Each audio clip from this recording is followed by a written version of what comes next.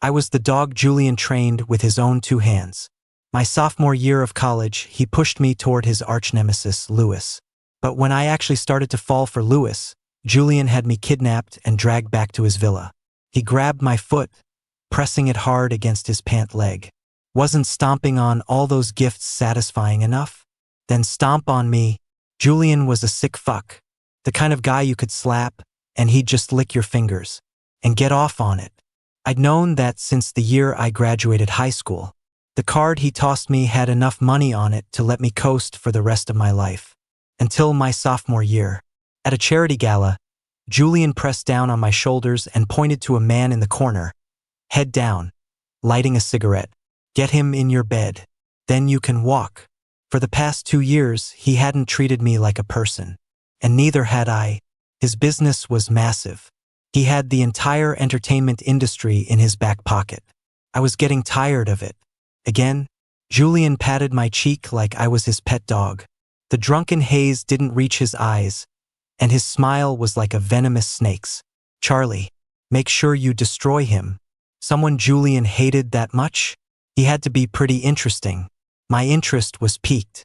Plus, Julian's offer was too good to pass up. After 2 years of mutual torture, he was finally letting me go. I headed straight for the man. His lighter seemed to be broken. He took the cigarette from his lips, ready to leave. Need a light? On my way over, I'd popped a cigarette in my mouth and lit it. He looked up, narrow eyes with beautiful dark brown irises. Damn, he was my type. Too bad. Julian wanted him ruined, and there was nothing I could do about it. He muttered a thanks and put the cigarette back between his lips. I leaned in, my cigarette still in my mouth. The glowing red tips met. As the flame flickered, smoke was already trickling from his nose. So close. Close enough to see the shift in his eyes. The bob of his Adam's apple. No wonder Julian forced me to wear that chest chain today. Fucking pervert. From this angle, Lewis probably had a front row seat to the little secret hiding under my shirt. But Lewis didn't take the bait. After that flicker of a moment, his expression went flat again, as if I'd imagined the whole thing. Charlie, I said, handing him my card, trying to make a stronger impression. Julian had told me Lewis was the younger son of the J Group, holding the rights to a major media franchise. If I could get close to him and land the lead role, then I could use a sex scandal to make his life a living hell. Julian's objective would be achieved. You think I'm so irresistible that everyone just falls for me? A wave of irritation washed over me. I couldn't stop myself from throwing a bowl after he explained the plan. I'd lost count of how many times he'd tried to give me away to other men. Julian leaned back on the sofa, rubbing the red jade thumb ring on his finger, his eyes slowly raking over me from head to toe. Charlie. He took a sip of wine, licking a drop from his lips. His tone was gentle, but it sent a chill down my spine. You really have no idea what you're worth. My back went rigid. Julian had been letting me get away with too much lately, and I'd gotten too big for my britches. The last time I talked back to him, as punishment, Julian made me kneel outside his bedroom door for 2 weeks. All my gigs during that time were given to someone else. A pretty, fair-skinned, and obedient new actor. I lost so much money during that time. The thought of it was so painful it would wake me up in the middle of the night, slapping my own thigh in regret. I gritted my teeth. On the 16th day, I had someone distract the new kid.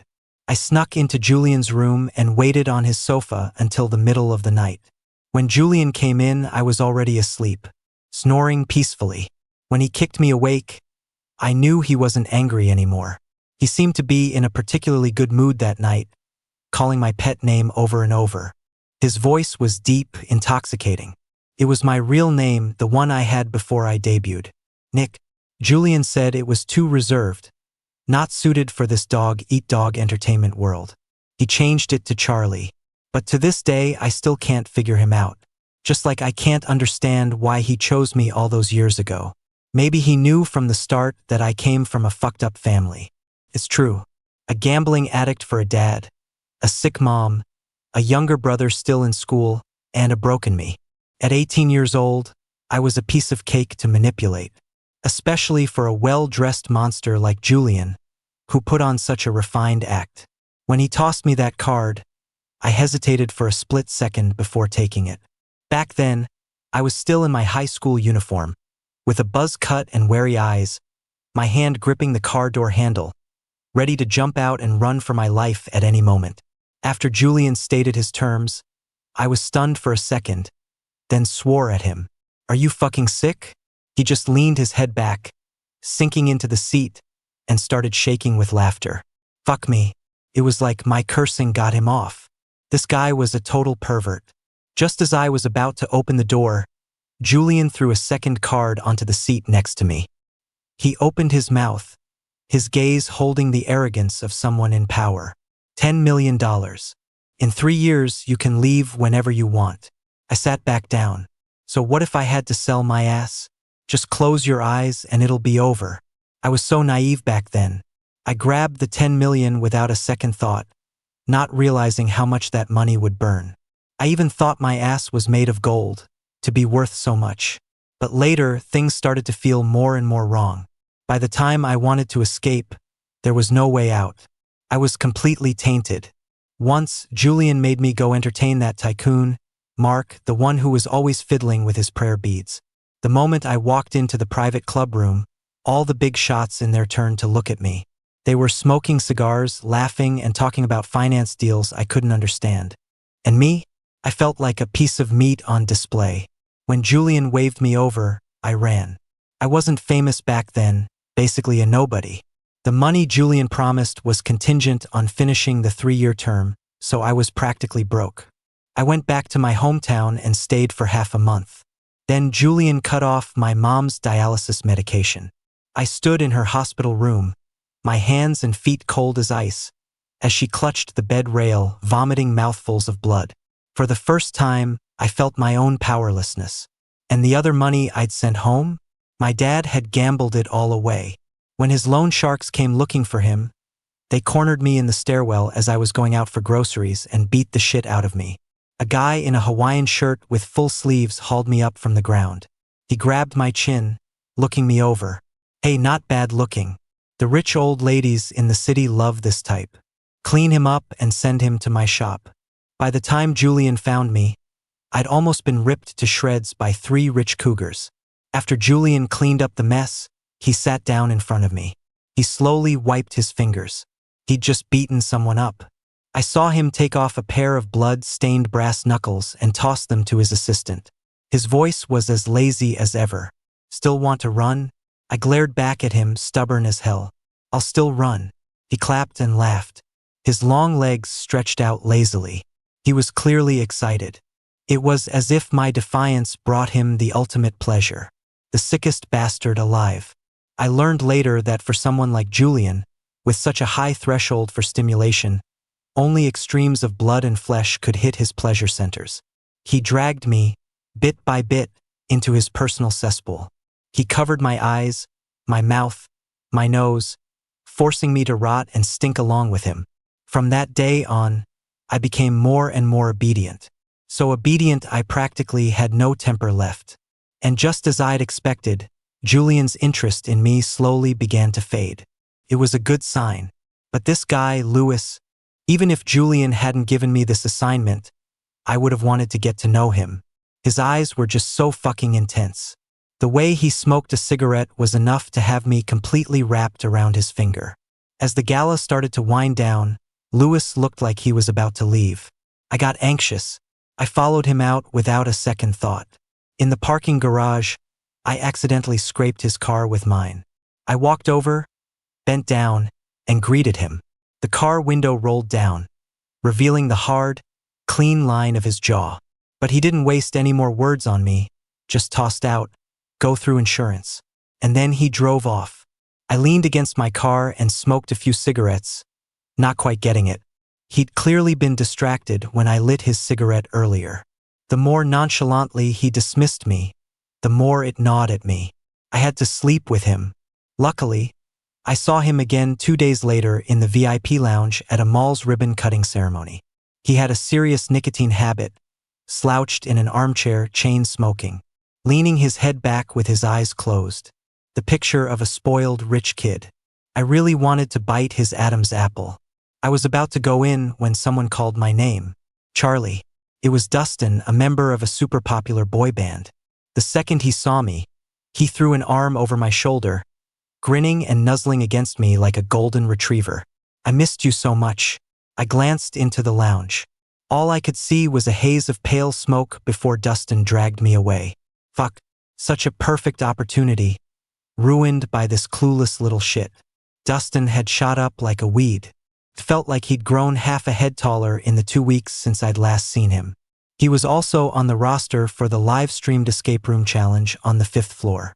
The escape room was massive. 5 celebrities on one team, 5 regular people on the other.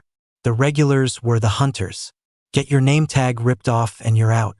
I found an empty classroom and hid in a storage cabinet. There were no cameras here. I planned to hide out until the game was over. Halfway through, the control room announced that a surprise guest was being added. Just as I was getting bored, Dustin started chatting with me through our earpieces. Holy shit, Charlie, I just saw the surprise guest. It's Louis. He kept rambling in my ear. Is the young master here to have some fun? And me? The door to my cabinet was already being pulled open. The person in front of me was wearing a hideous ghost mask. But those pale lips, I knew who it was in an instant. Louis. I gave a weak smile and jumped out. Well, you found me. In the darkness, his tall figure suddenly pressed forward.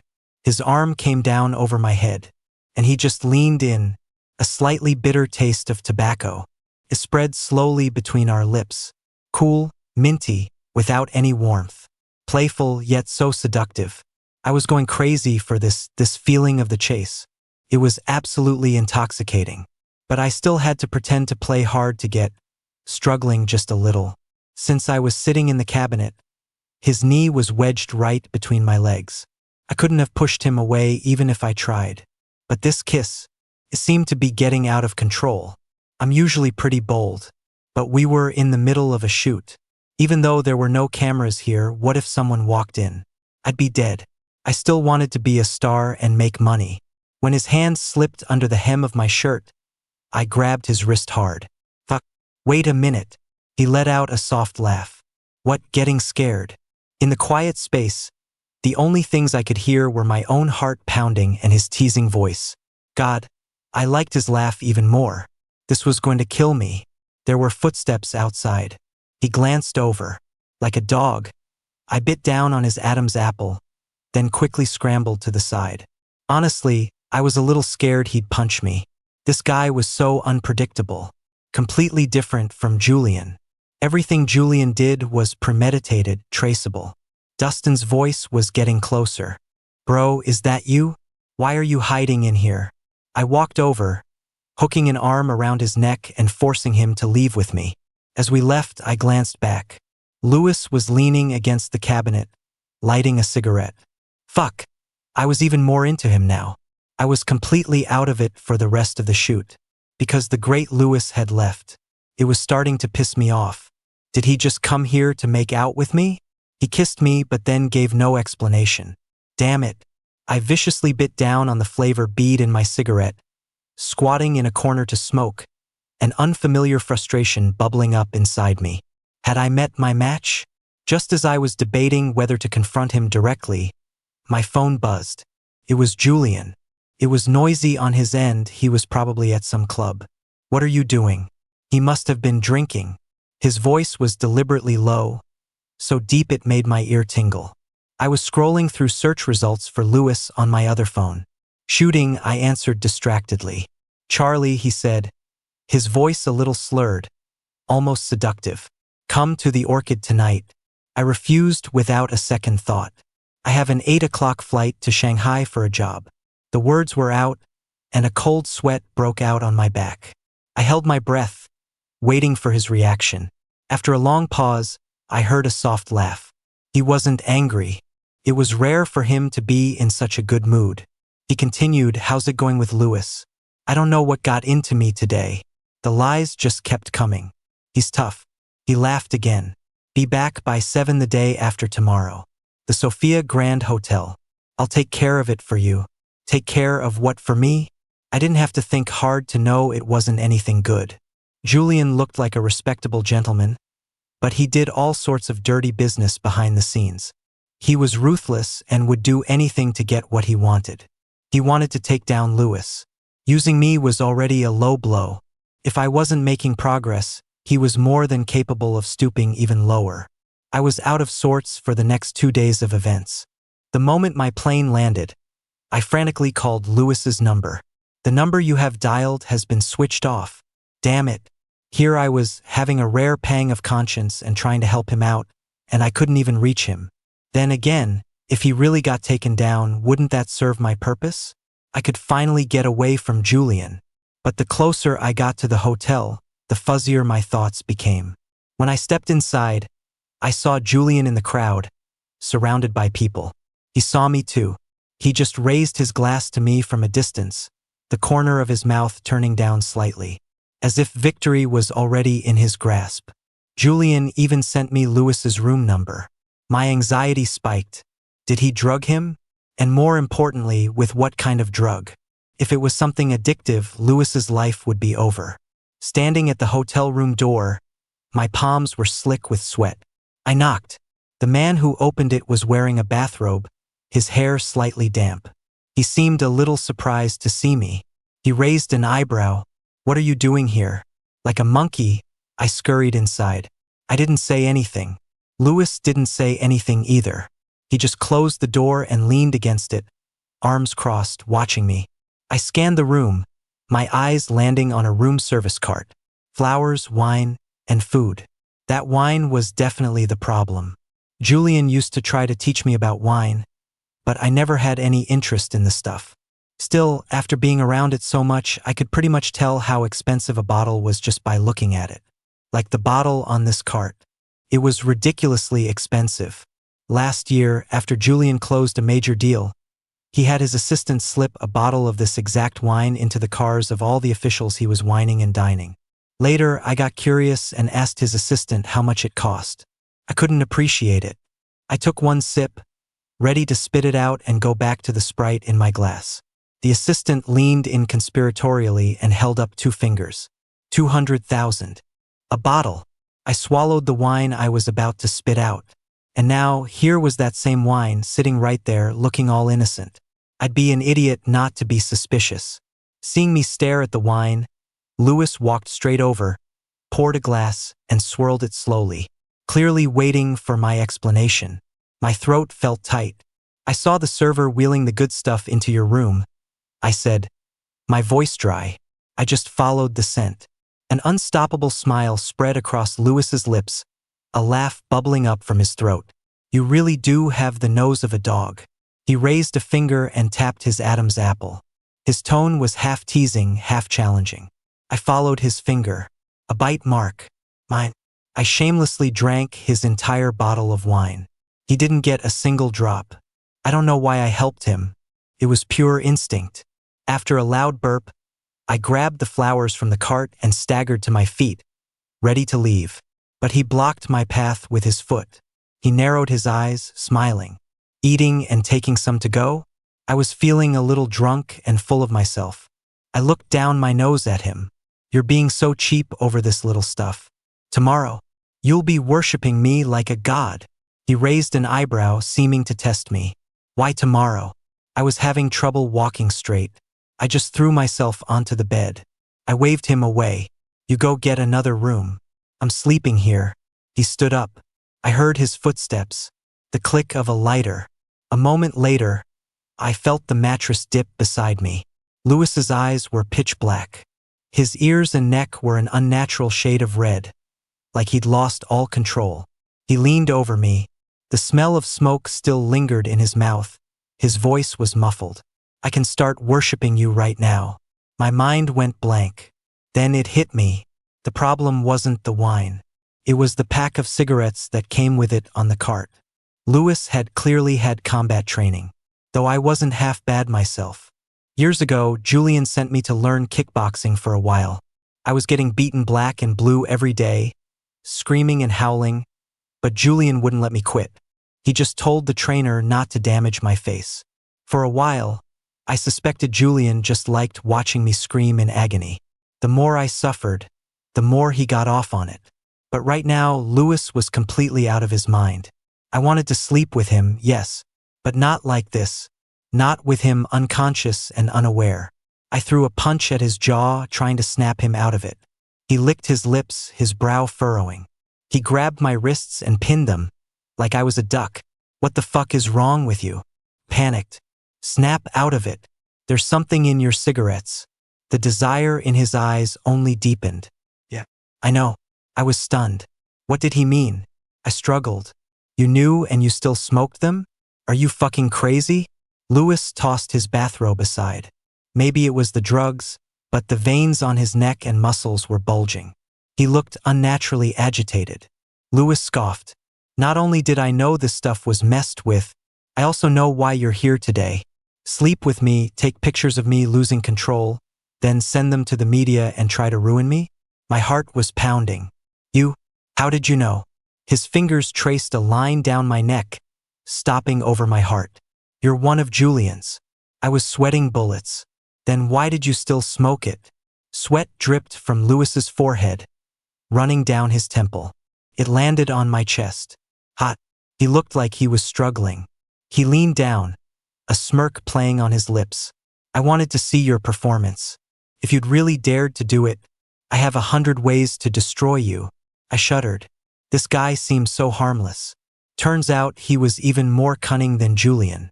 I'd been getting ahead of myself. A wave of exhaustion washed over me. Is the show over? Can you let me go now? But he just slowly started taking off my clothes. You kiss me, you hold me, and now you think you can just run away? Louis was like a ruler with absolute authority. He looked down on me. Charlie, whatever Julian gave you, I can give you too. And I'll give you more. He was clearly in the position of power. But his next words almost made me cry. Charlie, I'll also give you the loyalty of a partner and my unconditional love. I wasn't that naive kid straight out of high school who Julian could fool anymore. So why did hearing him say those words make me want to cry? Still such an idiot. No wonder I was so easily tricked back then. When I didn't say anything, he finally stopped. I was trembling. Just as he was about to get up and leave, I suddenly reached out and grabbed his arm. My voice was raw. Don't go. If this was my ticket to hell, so be it. I get my pleasure first. The second the words left my mouth, I regretted them. Louis was an absolute animal, especially on whatever he was on. He held my arms so I couldn't run. I couldn't beat him in a fight, so all I could do was take it, tears streaming down my face. My eyes were red and swollen, and this bastard was still insisting on asking me, "Do you like me?" I threw my head back, biting my lip and sobbing. "I like you." It was true. I'd never been fucked like that before. The next morning, I was pulling on my pants, ready to leave. Louis's voice came from behind me, laced with amusement. What's this? A little hit it and quit it? Didn't he go take a shower? How was he back so fast? Couldn't help but turn to look. Louis was only wearing a pair of suit pants. His upper body was bare. His gaze was direct, predatory. I felt a strange pang of guilt. But his body was incredible. He had that beast in a suit vibe down pat. He walked over, his breath smelling strongly of mint, and pulled me in by the arm for a deep kiss. "Where are you going?" After a moment, his voice grew hoarse. He pressed his forehead against mine and whispered, his voice low and vulnerable, "Make it official." I thought I had a heart of stone, but Louis was just too good. Just as I opened my mouth to answer, my phone rang. It was Julian. I flinched. Dodging Louis's questioning gaze, I lied. "My agent's calling. Gotta go." The door clicked shut, cutting off the burning intensity of his stare. I looked down at the caller ID on my screen. Unusually, it just kept ringing, relentlessly. Julian had a tea room. It was filled with all sorts of bizarre tea sets, and a string of agarwood prayer beads he was always rolling in his hand. Those beads, just looking at them made me sick. He was talking to someone. I lay on his ridiculously expensive rosewood daybed, waiting for him to finish his business. Incense was burning in the tea room. Listening to them talk, I started to drift off. I don't know how long it had been. I felt someone touching my face, and it startled me awake. It was the man Julian was doing business with. He looked like some rich kid, and he pinched my cheek. He turned to Julian. "Mr. Thorne, you've got some hidden gems. This one, what's his price?" My heart sank. My face went blank, and I shrank back. Julian seemed to have just washed his hands, slowly drying them with a handkerchief. He glanced at me. A faint, unreadable smile played on his lips as he nonchalantly handed the guy a box. "This little mutt isn't properly trained. He's all thorns. A real buzzkill." I breathed a sigh of relief. Julian was being a decent human being for once. Had hell frozen over? After the man left, the smile on Julian's face slowly faded. Finally, a flicker of something dark and sinister crossed his features. As he lit a cigarette, he waved his assistant over. "Keep an eye on that guy, Sue. Dig up every piece of dirt on his entire family. Don't even spare his father." I almost wanted to laugh. That old fox. No wonder he wouldn't let that guy touch me. It was because he couldn't stand the man himself. I had no interest in his affairs.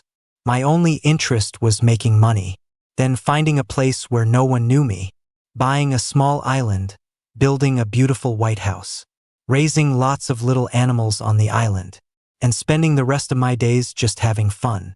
Could it get any better? Julian seemed to be in a bad mood today. His face was dark as he finished reading the documents his assistant brought him.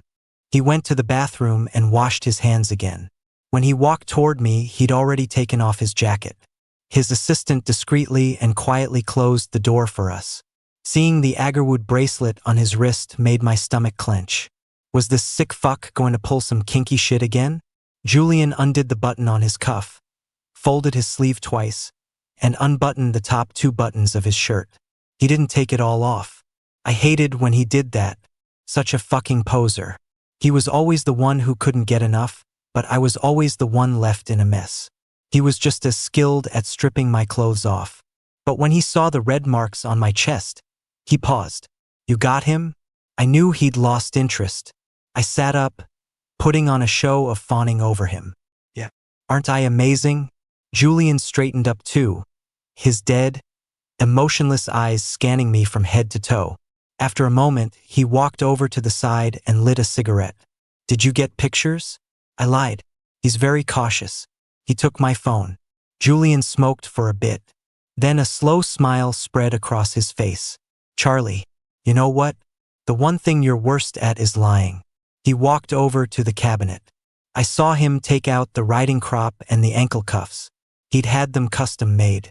Getting hit with that thing was agony. But it wouldn't break the skin. The filthy, shameful memories came flooding back. My hands started to tremble. I'm not lying.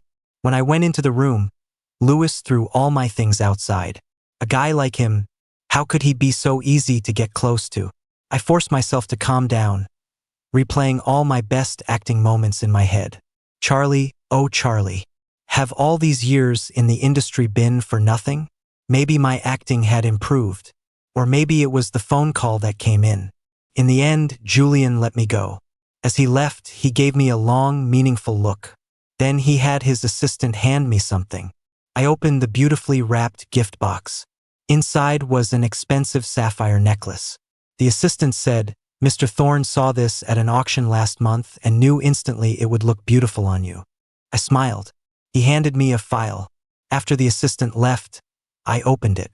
Inside was the movie script for a role I'd been asking him for a long time.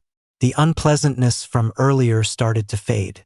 I'd read the original novel for this script countless times in college.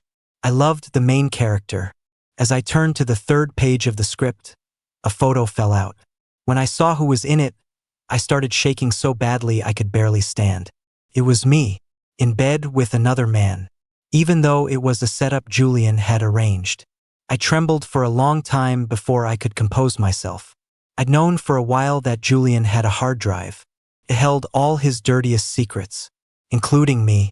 I was part of the secret. Giving me this photo today was a warning. When I got home, I asked my agent for a week off. I spent days holed up in my apartment, just lying there. A chill that seemed to come from my bones just wouldn't go away. On the fourth day, someone rang the doorbell. Over and over, relentlessly. I didn't have many friends. No one knew about this apartment except my agent. Not even Julian. I sniffled and went to open the door. Louis? How did you? The moment the door opened, he barged in. He pushed me against the wall and kissed me fiercely. With what little sense I had left, I managed to push him back a little. How do you know my address? My voice was stuffy. I was coming down with a cold. Louis, you think I haven't done my research on you? Fine. So we're playing the honesty game now? He frowned and reached out to feel my forehead. You don't fucking know you have a fever? No shoes? Not answering your phone. I irritably pushed his hand away. Stop bothering me. Who the fuck wears shoes in their own house? A sneeze exploded out of me. Shit, my head was spinning. Felt like my brain was about to fly out. The next second, the world tilted. My feet left the ground. I, a grown man, was being carried bridal style by another man. My arms and legs felt like jelly. I managed a weak struggle. Louis shot me a look, his expression cold. If you move again, you can save that energy for the bed later. Okay, I'll be good, just let me go. Seeing that I'd stopped struggling, he tossed me onto the bed. I reached for the covers, but he held my shoulders down, pulling off my pajama top and unbuttoning my pants. I stared at him in disbelief. I'm sick like this, and you can't be a decent human being, Louis? He gave me a look like I was an idiot. Then he went to the bathroom and came back with a basin of warm water. He started wiping me down, scolding me at the same time. You're burning up like a fucking furnace. Can't you feel it? If I hadn't come over, were you planning to burn yourself to death? He had a point. I closed my eyes, pretending to be asleep. After wiping me down, he rummaged through my medicine cabinet for fever reducers. You have trouble sleeping? He must have seen the pills my doctor prescribed for insomnia. I craned my neck to look. Thank God he didn't see the bottle of sertraline, because I was a little afraid he'd think I was crazy. After feeding me the medicine, Louis stared at me for a moment, then came over and touched my forehead. It's working a little. He stood up. I grabbed his hand. Stay with me for a bit. I'm sleepy. He didn't say anything. He just sat beside me and picked up a book from my nightstand. That book, it was an explicit BL manga. But I was too tired. My eyelids fought to stay open for a few seconds, then shut. I woke up feeling refreshed, my nose clear. My head still hurt a little, though. I sat up, holding my head. The spot next to me was empty. It was 7 in the evening. The room was dark and silent. An indescribable feeling washed over me. I let out a small laugh. I really am like a dog. I fall for anyone who's nice to me. I opened the bedroom door and saw a light on at the dining table. Louis was wearing a Bluetooth headset, talking to someone on the phone. Yeah, I know, a spoonful of salt. What else? All right, I'm not an idiot. I can tell the difference between salt and sugar. A clay pot was simmering on the stove, bubbling away. Felt like a dream. The pampered young master was in my kitchen, sleeves rolled up, cooking for me. 10 minutes later, we were both silently staring at the slightly blackened porridge in the pot. Forget it. Louis reached for my bowl. I'll have the chef from home send something over. But I snatched it back. I started eating. How do you know what it tastes like if you don't try it? It was a little burnt, but it was still delicious. Really, really delicious. It was the best pork and preserved egg congee I had ever eaten in my life. After I finished, I wiped my mouth. Louis, let's be boyfriends. Even though I knew Julian could have me killed any day now. I might even die without a trace. But you only live once. Seize the day. This was the one decision in my life I would never regret. I asked my agent for another 2 weeks off. I holed up in this house with Louis. It was almost too happy. It didn't feel real. I remember when I was very, very young, all the kids on our street had one of those handheld game consoles, the kind you could play Tetris on. Cost $30. My mom said if I got first in my class for both semesters, she'd buy me one. I studied hard. After school, I'd collect bottles and cans to sell for spare change. I saw my mom picking up old clothes in her spare time, mending them to save up money for the game, $1 or $2 at a time. But when I ran home, excitedly clutching my report card with perfect scores, I found my mom sitting on the floor, her face bruised and swollen, sobbing into her hands. The pillow had been torn to shreds. The change she'd saved for me was all gone. My dad had taken it to gamble. Later, when I was an adult, I tried to convince my mom to divorce him. She slapped me, even hit me over the head with a rolling pin. She cursed at me, her whole body trembling with anger. "He's my husband. He's your father. How could you say something like that?" From that day on, I stopped getting my hopes up about anything. Person like me, born in the mud, raised in the mud. And now I'm just a pile of mud. I can even picture it. Me dead in some unknown corner, rotting and stinking, quickly forgotten. After my vacation ended, my agent took me to a product launch event. Just after I signed my name, someone rushed forward and threw a bottle of some unknown liquid at me. "Charlie, you fucking faggot. Can you stay the hell away from our Dustin?" I was stunned. The girl was still screaming. "You son of a bitch. Don't you dare try to turn my idol gay." After she was dragged away, my agent immediately tried to take me to the hospital. "It's okay. It was just water," I said. But my agent was insistent. "No, Mr. Thorne just called. He said I have to take you to the hospital." I'd almost forgotten. My agent and I were both dogs raised by Julian. There was nothing he wanted that he couldn't get. My phone was blowing up. Charlie's sexuality? Is Charlie gay? Is Charlie's boyfriend Dustin? The news was trending everywhere. Dustin, who was also backstage, ran over to explain. "Charlie, I'm so sorry. This is my fault." He explained, "You know that photo we took last time? I just couldn't help myself and posted it. They must have misunderstood." My agent opened his phone to look. It was a picture of Dustin with his arm around my neck. We were making funny faces, and Dustin had leaned in and planted a kiss on my cheek when I wasn't looking. The caption read, "The person I like the most." My agent clutched his chest. "Dude, you gotta go clear this up now." Dustin rushed off to do just that. The door to the dressing room suddenly opened. When I saw Louis, my throat tightened. But my agent was here. I was afraid he'd figure something out and report back to Julian. "What are you doing here?" My face was cold, and I deliberately avoided his gaze. The hand he'd raised to touch my cheek froze mid-air. "Louis, I saw the news." I shrugged nonchalantly. "What you saw is true. I don't want to lie to you. I'm just that kind of person. I'm easy. Anyone can have me, including you." I looked down. I saw the veins on the back of Louis's hand pop out. His fist clenched, then unclenched. After a long moment, Louis laughed. "Fine. My mistake for being a fool for you." Louis left. My agent was still carefully examining my face for any injuries. I slapped his hand away and snapped, "Get out." My agent froze for a second, then closed the door and left. I sank into the sofa, covering my face with a towel. My eyes felt a little irritated. Less than 10 minutes later, my agent burst back in.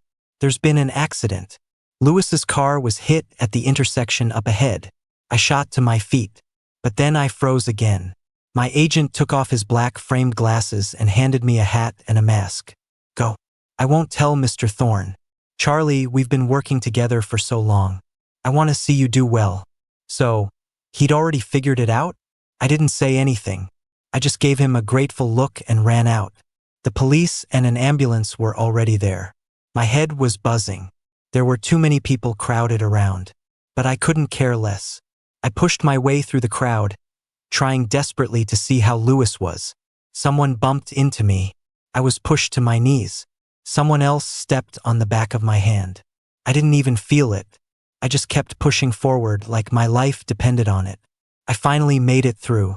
A police officer stopped me. My teeth were chattering uncontrollably. For the first time, I realized just how important someone could be to me. I'm his friend. Please just let me see him." He stopped blocking me. The closer I got to the ambulance, the more terrified I became. "Louis, the person on the stretcher was badly injured." I saw the paramedics using a defibrillator. I couldn't hold back the tears anymore. They just started pouring out. I could barely stand. God, mijn lieve is zo hard. For the first time in my life, I truly fell in love with someone. I just didn't want anything to happen to him. I didn't want Julian to mess with him. Is this the price for lying? This is so fucked up. I hung my head, snot and tears streaming down my face. I even thought if Louis doesn't make it, I might as well get myself killed too. At least we could be a wild gay couple in hell. Just as I was crying so hard I could barely stand up straight, a voice spoke from beside me. Are you mourning for me? I looked up. Louis was standing right there with just a few scratches on his arm. He looked at me with a complicated expression, a hint of disgust in his eyes. Maybe you should wipe your nose? What happened to your celebrity image? I shot up and rushed toward him. My mind went blank. I grabbed his collar and kissed him. I even took off my mask. His eyes widened in surprise. He seemed completely shocked. Around us, the murmurs grew louder, mixed with screams. Camera flashes started going off. To hell with it all. Just let me hold him one more time. I could die happy. Julian had just gotten off the plane and into his car. He was about to close his eyes for a moment when his assistant handed him an iPad. A video of the afternoon's news was playing. The assistant was still talking about Charlie. Charlie's getting better and better. His acting has really improved. I think he has Louis completely wrapped around his finger now. When he saw Charlie rush forward and kiss Louis, Julian's eyes narrowed. A strange feeling bloomed inside him. It made him very uncomfortable. He knew Charlie too well. He'd been training Charlie for years. He knew when he was acting and when he was being real. He knew. Just like he knew that for the past 2 years, when Charlie had learned to act obediently in front of him, fawning and placating him, it was all an act. The real Charlie was full of life, wild and untamable. Just like when he first saw him. In an alley. He'd seen it from his hotel window. Charlie was being beaten up by a group of people. It was a losing battle. But the stubborn look on his face fascinated him. Should he thank Louis or hate him? He had brought back the Charlie he'd first met. For the past 2 years, Julian had been getting tired of Charlie's meek and overly obedient act. He had actually been planning to let him go after this assignment was over. A dark storm flickered in his eyes. A low, almost inaudible laugh escaped his throat. Interesting. If that's the case, then he was even less willing to let go. Bring Charlie back to the orchid. If he refuses, break his legs and drag him back. The puppy he'd raised was trying to run off with someone else. Even if he had to strangle him with his own hands, he would never let him leave. I went to the hospital with Louis. The driver was the one who was seriously injured, but his condition had stabilized. After Louis notified the family, he finally had a moment to relax. We just stared at each other. Thinking about how I'd acted earlier made me want to bash my head against a wall. Louis lit a cigarette. His uninjured hand was still stained with blood. He'd gotten it when he pulled the driver out of the wreck. I couldn't help but take a wet wipe and clean it for him. What were you thinking back there? You thought I was dead? He teased me, crying that hard. I didn't shy away. Yeah, I thought you were a goner. I was planning to go with you. He paused. Really? I nodded, half believing it myself. But I don't want to anymore. Now I want to live a good life. With you. His hand slowly came to rest on my head. He ruffled my hair, his voice soft, his curse a whisper. Stupid. Louis's driver was a long-time family employee. He wanted to wait until the man woke up before leaving. I waited with him for a while. When the driver's family came out, Louis went over to talk to them. He kept glancing back at me, silently telling me to wait. I went to the bathroom. When I came out, I felt someone following me. Then a sharp pain in my neck, and everything went black. When I opened my eyes again, I was at the orchid, in Julian's bedroom. Even though my eyes were covered with a black blindfold and my limbs were chained, I knew from the scent of the room's aromatherapy that I was back. The sound of rustling fabric. The mattress dipped. The blindfold was removed. Before I could see the person in front of me clearly, the whip came down. It hurt. My teeth were chattering from the pain. A muscular man was wielding the whip. Julian was sitting on the sofa nearby, smoking. He watched me with a twisted smile. I closed my eyes. Julian, if you have the guts, then kill me. I'm not doing your dirty work anymore. I don't care what you do. I can quit being a star. You can release my photos and videos. I'll pay you back all your money. I opened my eyes. The fear was gone from my gaze as I looked at him. I love Louis. I fell in love with him. The muscular man swung the whip, making it whistle through the air. Just as the second lash was about to fall, Julian reached out and caught it. After the man left, Julian unfastened my chains. Seeing the marks the chains left on my wrists, he leaned down and kissed them. But it only made me feel sick, like a cold snake, flicking its tongue, slithering up my body, ready to swallow me whole. Julian, you love Louis that much? You're not even afraid to die? I laughed. He pointed to a pile of gift boxes in the corner. They were all the things he'd given me over the years. Every time I received one, I'd stomp it to pieces. Then I'd just toss it in a closet. So he found them. Whatever. I couldn't be bothered to pretend anymore. I thought he would get angry and punish me further. But instead, he just handed me the whip. He took off his jacket and slowly knelt down. He took my foot and placed it on his pant leg. His eyes shone with a strange, feverish light. Wasn't stomping on all those gifts satisfying enough? Then stomp on me.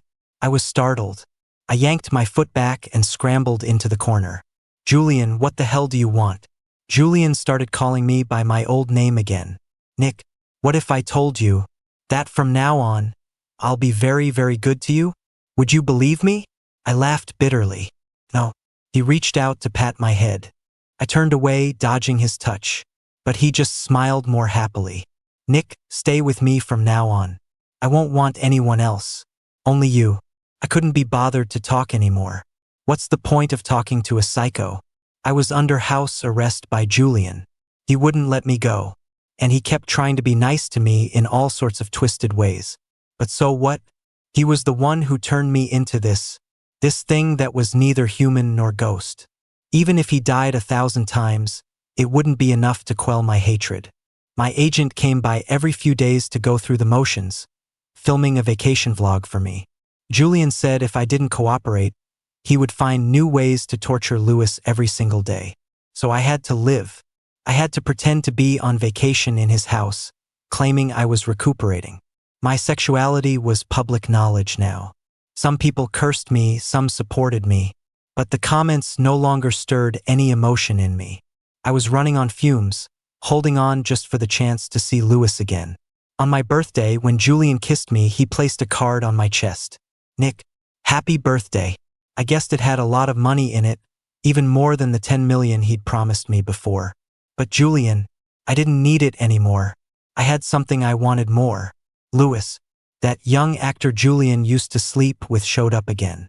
When he saw me, he rolled his eyes so hard they nearly got stuck in his head. Julian had spoiled him for a while, buying him a house, a car, getting him endorsement deals. But then Julian found a new toy. The actor still clung to him, though. He'd snuck in again this time. When he saw me, he shot me a dirty look. Then he slapped me across the face. Seeing him cry so dramatically, I actually wanted to laugh. Laugh at Julian's terrible taste. As security was dragging him out, he screamed and cursed like a drama queen for a long time. I laughed until I couldn't laugh anymore. I turned and went back to my room. During our struggle, he'd slipped something into my pocket. It was a hard drive, identical to the one in Julian's office safe. That's when I remembered. A few years ago, after I had sent that kid away, I saw him again a few days later. He'd said something cryptic. Why do you even bother? The people inside this house want to get out, and you're willingly jumping in. This industry is hell. All the young actors Julian took a liking to became his puppets, his playthings. Unable to resist, unable to struggle. A week after my birthday, it was Julian's. He held the party at the Orchid. At the party, he deliberately put his arm around my shoulder, making me show my face to the media, letting everyone know how close we were. After a few drinks, Julian scanned the venue, but he couldn't find me. He sneered. He figured I'd gone to his room to steal the hard drive. He'd already investigated the young actor. The actor's older brother had died 4 years ago at a party in one of Julian's villas. But so what? He had money. He could buy power. The next day, all the trending topics related to him were wiped clean. Trying to fight him? An ant trying to topple a giant. It was laughable. He opened his phone and pulled up the security feed. But the room was empty. The hard drive he'd deliberately left on his desk was untouched. Then he heard the feedback of a microphone. Everyone started rushing outside. He followed them and saw Charlie standing on the highest point of the house. Charlie cleared his throat. He gave Julian the middle finger and began to tell his story. He was using a kind of self-destructive method, dissecting himself for everyone to see, all to expose Julian's crimes. But Julian just watched the Charlie on the rooftop, almost obsessively. He thought, so what? I'll just spend some money, buy off the reporters and media here. Soon, everything would be calm again. But he'd miscalculated one thing. After Charlie finished speaking, he looked at him from a distance, a small smile on his lips. Julian, go fuck yourself. Amid the gasps of the crowd, he fell like a bird with a broken wing, plummeting downwards. Even though Julian knew a fall from that height probably wouldn't be fatal, he still felt a sharp, violent pang in his chest. He felt like he'd lost his soul. He pushed through the crowd, shoving people aside like a madman. This time, it really did seem different. When he saw the handcuffs on his own wrists, he realized. The guests today included the police. He couldn't help but look at Charlie again. His leg seemed to be broken. And Louis? When did he get in here? Louis bent down and scooped Charlie up, running without a moment's hesitation, as if he were carrying the most precious treasure in the world. He was cursing at the person in his arms as he ran. It seemed Charlie hadn't discussed the whole jumping off a building stunt with him. So Charlie had been pretending to surrender all along, just for this one fatal blow today. The powerful, the media, a public platform. Charlie had chosen the most brutal way, to take Julian down with him. But there was one thing Julian still didn't understand. How did the police arrest him so directly? He had covered his tracks so well. When he saw his assistant, the man took off his glasses, his eyes calm as he looked at him. This quiet man who had been with him for 10 years. He was the real-time bomb hidden in plain sight. I was in the hospital for over 2 months. My right leg still has a bit of a limp. When the assistant left, he gave me back all the things that had been filmed of me over the years. I don't know his story. He already owned shares in Julian's company. Yet he chose to do this. But I know that in this world, there will always be light that shines into the darkest places. A spoon was suddenly shoved into my mouth. I reacted without thinking. Too salty. Louis threw the spoon down. You have the taste buds of a dog. So picky now, but you had no problem eating that burnt mush I made. I got cocky. That was the honeymoon phase. Everything about you had a filter on it. His face darkened. So there's no filter now? I wrapped my arms around his neck and pulled him down. Let's just say, it's a different kind of filter? Actually, I wanted to say more. That even if I'd been unlucky that day and died from the fall, I wouldn't have regretted it. As long as Julian went down, I would do anything. Louis, he was changing me into a fresh hospital gown, getting ready for my discharge. I suddenly asked him, You don't think I'm dirty? He glanced at me. Then he suddenly leaned down and bit my lip, hard. Then he went back to packing my clothes, talking to himself. I guess they were right. Not enough exercise in bed makes you overthink things. Louis, we're going home now. To bed. He thought for a moment, then said seriously, to sleep. The dirty kind.